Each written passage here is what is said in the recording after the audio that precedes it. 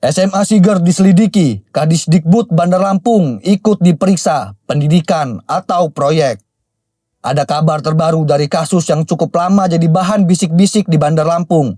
Sekolah berdiri, murid belajar, tapi izin justru dipertanyakan. Ya, kita bicara soal SMA Siger. Sekolah ini bukan sekadar tempat belajar, tapi kini juga menjadi objek penyelidikan kepolisian. Dan yang menarik, pemeriksaan tidak hanya menyasar pihak sekolah. Kepala Dinas Pendidikan Kota Bandar Lampung juga ikut diperiksa.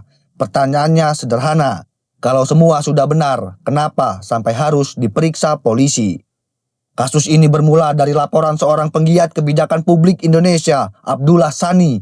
Ia melaporkan dugaan pelanggaran perizinan satuan pendidikan yang berkaitan dengan Undang-Undang Sistem Pendidikan Nasional, yaitu Undang-Undang Nomor 20 Tahun 2003. Laporan itu diajukan pada 10 Oktober 2025 dan kini penyelidikan mulai bergerak. Melalui SP2HP atau Surat Pemberitahuan Perkembangan Hasil Penyelidikan, penyidik Unit 3 Subdit 4 di Treskrimsus Polda Lampung telah memeriksa sejumlah saksi.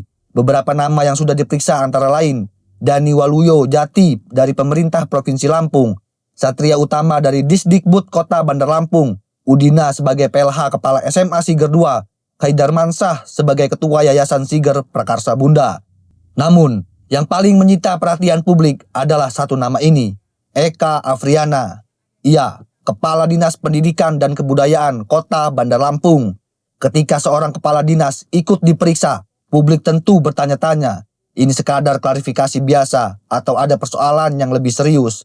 Di Indonesia, membuka sekolah seharusnya bukan perkara sembarangan. Ada aturan, ada izin, ada standar. Karena pendidikan bukan sekadar bangunan dengan papan nama sekolah.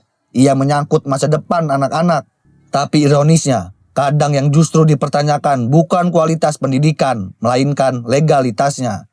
Bayangkan kalau sekolah berjalan, murid belajar, tapi izin ternyata bermasalah. Yang rugi siapa? Bukan pejabat, bukan yayasan. Yang rugi adalah murid dan orang tua. Menurut informasi dari penyelidikan, langkah berikutnya cukup krusial. Penyidik berencana memeriksa saksi ahli dari Kementerian Pendidikan Dasar dan Menengah Republik Indonesia.